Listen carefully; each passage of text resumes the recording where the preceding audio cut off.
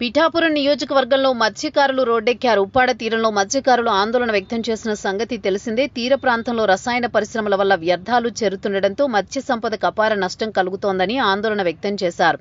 ఉద్యమం చేసినంత పని చేశారు. డిప్యూటీ సీఎం పవన్ వచ్చే వరకు తాము ఆందోళన విరమించమని తేల్చి చెప్పారు. ఈ క్రమంలో డిప్యూటీ సీఎం ఈ ఘటనపై స్పందించారు. త్వరలో వచ్చి మత్స్యకారులతో మాట్లాడతానని, సమస్యను పరిష్కరిస్తామని, మార్గం చూపిస్తామని పవన్ హామీ ఇవ్వడంతో వారు ఆందోళన విరమించారు. అయితే శాసనసభలో TDP MLA bonda Uma pollution control బోర్డుపై అభ్యంతర వ్యాఖ్యలు చేసిన నేపథ్యంలో ఇక్కడ ఘటన జరగడం విశేషం.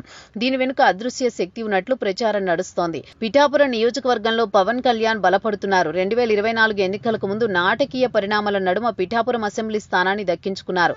పొత్తులో భాగంగా సీట్ను జనసేనకు కేటాయించారు. అయితే అప్పటి వరకు అక్కడ పోటీకి అన్ని విధాలా సంసిద్ధుడైన టీడీపీ నేత వర్మ కలత చెందారు.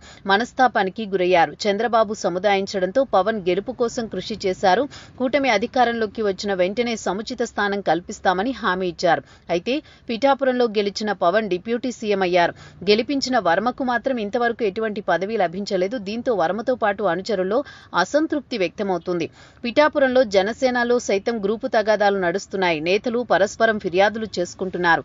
ఈ క్రమంలో అక్కడ పార్టీ సమన్వయం కోసం 5 నేతలతో కూడిన కమిటీని ఏర్పాటు చేశారు.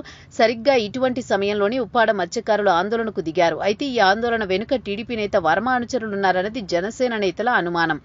ప్రస్తుతం పర్యావరణ శాఖను కూడా పవన్ కళ్యాణ్ నిర్వహిస్తున్నారు. మత్స్యకారుల సమస్యను కూడా పర్యావరణానికి సంబంధించింది కాబట్టి ఇటువంటి పరిస్థితుల్లో మత్స్యకారులను ఎగదోయడం ద్వారా పవన్ కళ్యాణ్ నాయకత్వాన్ని బలహీనపరచవచ్చని అంచనాతోనే ఇలా చేస్తున్నట్లుగా తెలుస్తోంది.